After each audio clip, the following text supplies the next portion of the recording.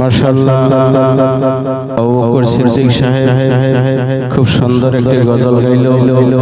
আল্লাহ পাক ওনাকে আরো বেশি বেশি করে গজল গাওয়ার জন্য আল্লাহ তৌফিক দান করুক। আমরা সবাই বলি আমিন। তো ভাই যারা দোকান পহরে আছেন তারা কিছু সময়ের জন্য দোকান পহর ছাড়েন।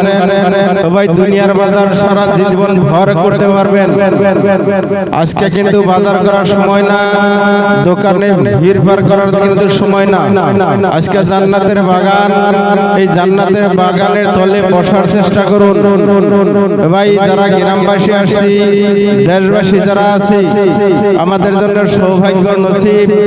ভাই এখনই যদি আমাদের জাকাতদানি হয়ে যায়, কালকে কিন্তু এই জান্নাতের বাগানের তলে বসার সুবিধা হবে না। ভাই এই জান্নাতের বাগান আমার আপনার জন্য নাজাতের জরিয়া হইতে পারে। তো ইনশাআল্লাহ সবাইকে আহ্বান জানাই, এখনই আমাদের